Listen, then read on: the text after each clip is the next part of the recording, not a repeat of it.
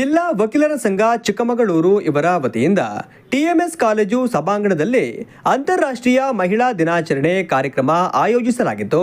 ಪ್ರಧಾನ ಜಿಲ್ಲಾ ಮತ್ತು ಸತ್ರ ನ್ಯಾಯಾಧೀಶರಾದ ರಾಜೇಶ್ವರಿ ಎನ್ ಹೆಗಡೆ ಅವರು ಜ್ಯೋತಿ ಬೆಳಗುವುದರ ಮೂಲಕ ಉದ್ಘಾಟಿಸಿ ಕಾರ್ಯಕ್ರಮಕ್ಕೆ ಚಾಲನೆ ನೀಡಿದರು.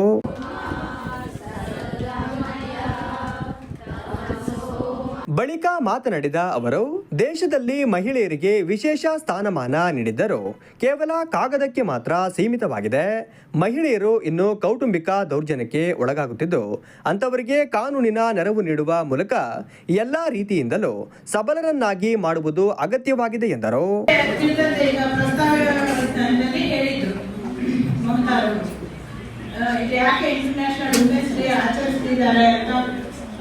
ಹಿನ್ನೆಲೆ ಹೇಳೋದು ಆದರೆ ತಮಗೆ ತಿಳಿದಂತೆ ಮತ್ತು ಮಹಿಳೆ ಮತ್ತು ಪುರುಷರಿಗೆ ತುಂಬಾ ಭೇದ ಭಾವ ಮಾಡ್ತಾ ಇದ್ರು. ಅವರಿಬ್ಬರನ್ನು ಒಂದೇ ಒಂದು ಮನುಷ್ಯ ಅಂತ ನೋಡ್ತಿರ್ಲಿಲ್ಲ. ಪುರುಷರು ಹೆಚ್ಚಿನ ಇದು, ಮಹಿಳೆಯರು ಸ್ವಲ್ಪ ಕಡಿಮೆ ಹಂತದವರು ಅಂತ. ಹಾಗೆ ಏನಾಯ್ತು ಅಂತ ಹೇಳಿದ್ರೆ, ಅಮೆರಿಕದ ಒಂದು ಬಟ್ಟೆ ಗಿರಣಿಯಲ್ಲಿ ಪುರುಷ ಮತ್ತೆ ಮಹಿಳೆ ಇಬ್ರು ಕೆಲಸ ಮಾಡ್ತಾ ಇದ್ದಾಗ ಇಬ್ರು ನಿರ್ದಿಷ್ಟ ವೇಳೆಯಲ್ಲಿ ಕೆಲಸ ಮಾಡ್ತಿರ್ತಾರೆ, 8 ಅವರ್ಸ್. ಆದ್ರೆ ಅಲ್ಲಿ ಪುರುಷರಿಗೆ ಜಾಸ್ತಿ ಸಂಬಳ, ಮಹಿಳೆಯರಿಗೆ ಕಡಿಮೆ ಸಂಬಳ ಕೊಡ್ತಾ ಇದ್ರು.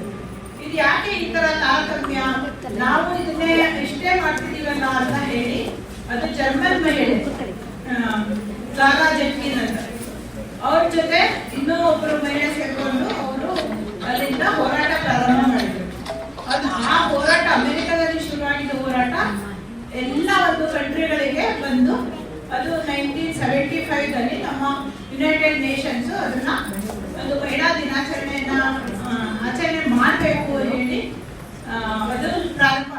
ಕಾರ್ಯಕ್ರಮದಲ್ಲಿ 1ನೇ ಹೆಚ್ಚುವರಿ ನ್ಯಾಯಾಧೀಶರಾದ ಭಾನುಮತಿ, ಜಿಲ್ಲಾ ಕಾನೂನು ಸೇವಾ ಪ್ರಾಧಿಕಾರದ ಸದಸ್ಯ ಕಾರ್ಯದರ್ಶಿ ಹನುಮಂತಪ್ಪ, 1ನೇ ಹೆಚ್ಚುವರಿ ಹಿರಿಯ ಸಿವಿಲ್ ನ್ಯಾಯಾಧೀಶರಾದ ಲತಾ, 1ನೇ ಕಿರಿಯ ಸಿವಿಲ್ ನ್ಯಾಯಾಧೀಶರಾದ ಶರತ್ ಕುಮಾರ್, ಜಿಲ್ಲಾ ವಕೀಲರ ಸಂಘದ ಅಧ್ಯಕ್ಷರಾದ ಸುಚೇಂದ್ರ, ಕಾರ್ಯದರ್ಶಿ ಅನಿಲ್ ಕುಮಾರ್, ಸಹ ಕಾರ್ಯದರ್ಶಿ ಪ್ರಿಯದರ್ಶಿನಿ ಮುಂತಾದವರು ಉಪಸ್ಥಿತರಿದ್ದರು.